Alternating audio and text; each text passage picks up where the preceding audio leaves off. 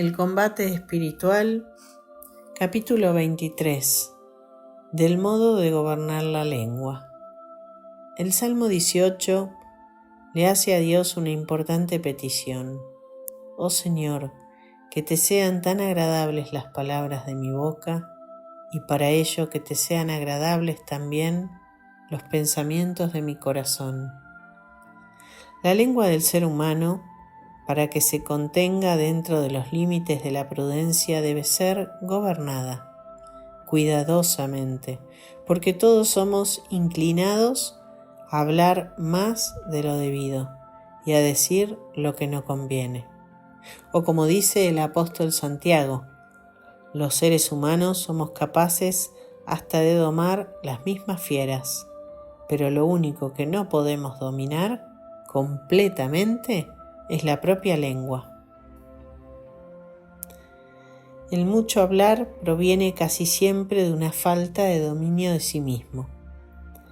Y así como no se logra tener control de la lengua, así tampoco se logran controlar otras inclinaciones indebidas de la naturaleza.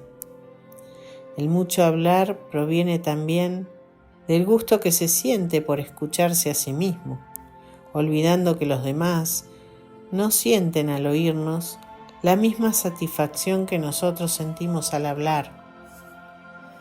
De esos sacos llenos de palabras no hay que confiarse mucho, dicen los psicólogos. El hablar en demasía puede provenir de que estamos muy enamorados de nuestro propio parecer y queremos imponerlo a otros, pretendiendo dominar en la conversación y que todo el mundo nos escuche como maestros. La locuacidad o costumbre de hablar demasiado trae dañosas consecuencias, sigue el autor. Lleva a la pereza. El locuaz tiene más larga la lengua que la mano, dice el refrán, con lo cual se quiere decir que sus obras no equivalen a sus palabras. En el mucho hablar no faltará pecado, afirma el libro de los Proverbios.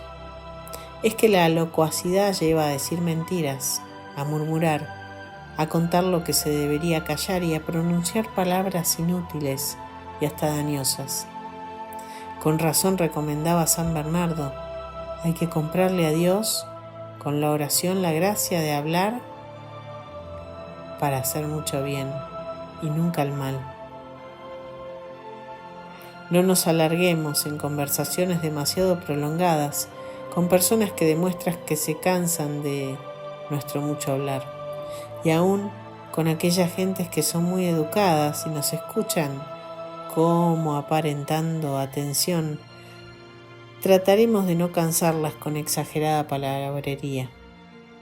Ojalá toda persona que trate con nosotros quede con deseos de volver a escucharnos y que nadie tenga que alejarse de nuestra presencia con indigestión intelectual por lo que nos oye hablar. Desde el punto de vista psicológico, las muchas exageraciones en todo, los extremos y en todo lo que hacemos de más, proviene del ego, de tener un ego inflado, desproporcionado al ego real. El ego real podría ser tener una autoestima media, que no es lo mismo que la humildad. La humildad nos daría un ego totalmente natural, es decir, casi inexistente, porque el tener humildad hace que el ego se dé cuenta de quién es. Es diferente a la autoestima. La autoestima tiene cierta valía de sí mismo y siempre de alguna manera quiere hacerla valer. Entonces tiene un ego que es un buen empleado, que se ocupa de que los demás vean que uno vale algo. Entonces ahí es donde desproporciona un poco las cosas para mostrarlas. Y aquí entra, dentro de otras posibles cosas, entra la lengua. Es un buen ejemplo de la lengua porque es lo que se nos dispara de manera, yo diría, casi más inconsciente, porque está bien automatizado hablar de más o mal, o caer en la murmuración y en la crítica, está casi automatizado por haberlo escuchado y aprendido de chicos, porque estos son defectos, por no decir pecados, pero como estamos hablando desde lo psicológico, son cosas que nos han transmitido. Más que educado es por transmisión, porque el que educa enseña, pero aquello que aprendemos por imitación se llama transmisión. O sea, la madre nos enseña cosas sin darse cuenta que nos está enseñando y es porque las transmite, ¿no? Y el hijo las imita. Entonces no entran dentro de la educación, pero sí entran dentro de lo que es la transmisión, ¿no? Las incorporamos casi inconscientemente, las incorporamos sin darnos cuenta, pero están incorporadas y se automatizan. Por eso a veces uno llega a los 50 años y dice: soy igual a mi mamá que tanto critiqué. Bueno, porque se ha incorporado esa parte de la mamá adentro y sale automáticamente y se realiza en actos. Y ahí caemos en el tema de la lengua. Es así como tenemos que empezar a trabajar los defectos y cosas que se han incorporado en el inconsciente, que se expresan como pecados porque dañan el amor hacia los demás, dañan el amor a uno mismo también, deforman todo y están aprendidas en el inconsciente.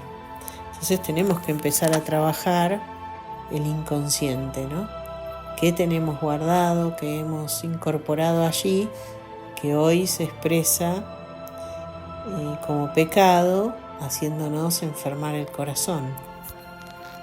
Y continúa el autor diciendo: cuidado con el énfasis. Se llama énfasis al darle demasiada fuerza a las expresiones que decimos.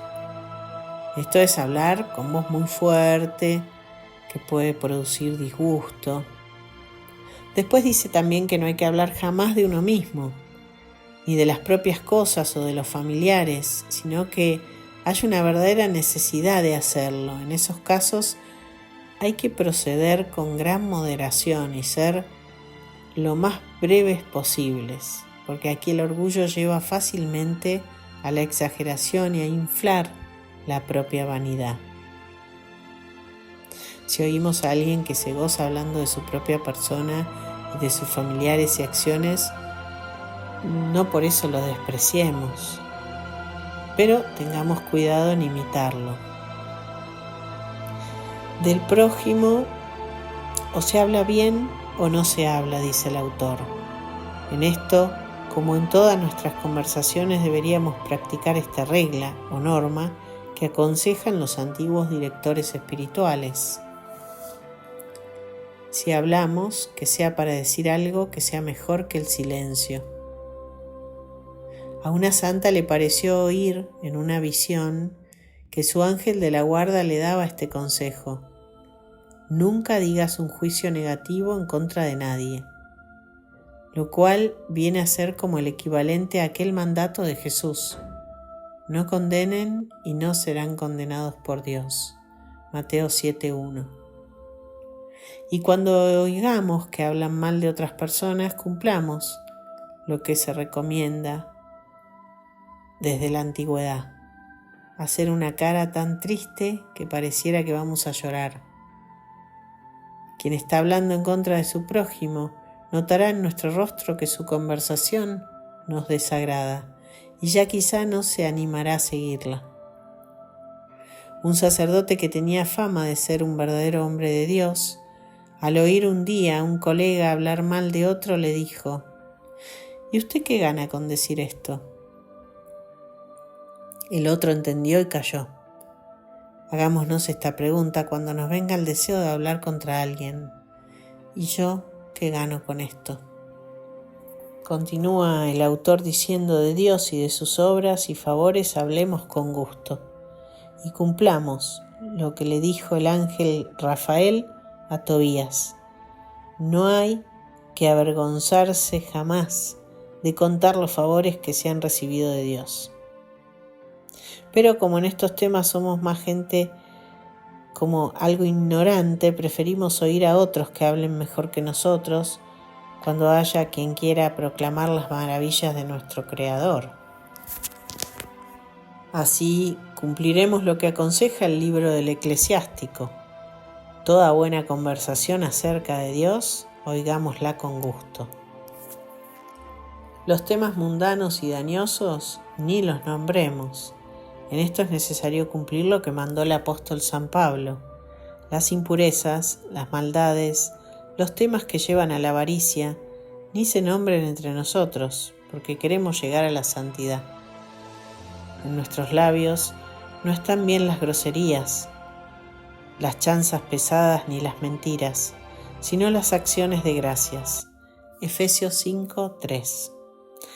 Las palabras inmodestas, aunque se digan sin mala intención, pueden hacer daño a las personas débiles que nos escuchan. Los labios dedicados a alabar y bendecir a Dios no deben dedicarse a hablar mal ni de cosas dañosas. Por eso el apóstol Santiago exclama: jamás debe suceder que la lengua con la cual bendecimos a Dios se dedique a maldecir a los demás. Que de esta fuente, de la cual solamente deben brotar las aguas dulces de la bendición, jamás salgan las aguas amargas de la maldición. Santiago 3:9. Desde el punto de vista psicológico, limpiar la boca de las malas palabras es imprescindible. Se puede hacer una novena al Espíritu Santo pidiéndole que por favor nos lave la boca con jabón blanco y no nos permita decir más esa cloaca de palabrotas que hoy están tan de moda, con las que la gente habla y nombra sin casi darse cuenta. Yo tengo la imagen que me dio una novena al Espíritu Santo, que cada vez que uno dice una palabra fea, una mala palabra, la boca se llena de bichos. Son los bichos del infierno. Son los bichos de lo que significa esa palabra, porque ninguna palabra queda dicha de manera neutra, sino que su significado, si tiene pecado, ese pecado está vivo. Entonces lo que significa esa mala palabra, si uno se detiene a pensarla, es un bicho feo que ha salido de mi boca hacia el mundo, quizá hacia el que tengo al lado, y lo ha contaminado. Dice el autor que antes de hablar conecte el cerebro. Los sabios siempre han recomendado que quien desea llegar a la perfección tiene que acostumbrarse a que cada palabra que llega a sus labios pase primero por su cerebro, para que allí se juzgue si se la debe pronunciar o bien debe callar. Este capítulo es muy largo y es muy importante, así que voy a hacer una parte B de este capítulo en el próximo audio.